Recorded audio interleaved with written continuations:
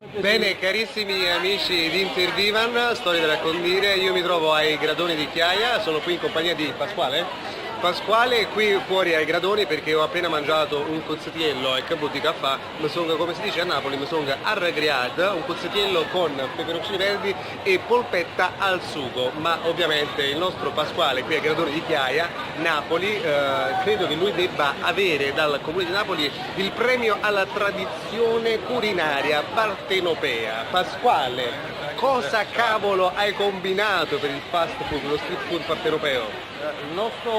La nostra cucina è povera ma ricca di sapori, noi lo facciamo per la nostra città e per il turismo, diamo lavoro, è bello, poi vogliamo fare un angolo Amalfi, cioè che vengono i turisti, trovano essere socievoli con le persone, si siedono, pagano pochissimo, si divertono, Ragazzi, mangiano ve lo bene. assicuro, io ho pagato pochissimo, non vi dico quanto perché dovete venire qui da Pacca in Su Ragù ai Gradoni di Chiaia ad assaggiare questa prelibatezza culinaria. Riesci a trovare Non lo farò. veramente I contorni sono tanti.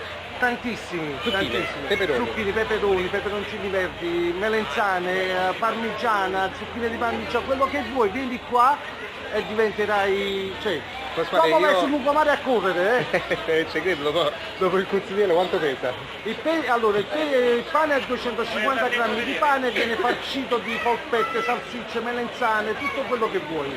Paco, io spero che il tuo diventi presto un franchising. Lo speriamo. E che magari ci possano essere più punti Io spero nel centro solo per di la Napoli, città, perché la città di Napoli merita. ma soprattutto meritano le tradizioni culinarie Noi partenopee. aspettiamo il sindaco che ci viene a trovare, perché una promessa ce l'ha fatta. E allora diciamo, guardiamo in camera e facciamo questo invito pubblico al sindaco, al nostro carissimo Luigi, vieni a Luigi mangiare da noi Luigi. che ti aspettiamo con il cuzzatiello, cuore, va bene? con Con il il nostro cuzzatiello. cuzzatiello. Puoi decidere se la polpetta al sugo, al Al ragù, ragù ma oppure io ti consiglio anche un'ottima genovese. ottima genovese. Ottima genovese, ok? Bene, amici di Intervivano, storie da raccontare per noi la prossima puntata, al prossimo appuntamento, da qui è prossimo tutto, cuzzatiello. Gradoni di Chiaia con Pasquale, Pacca in Su, Raù, tutto che la cavo tu.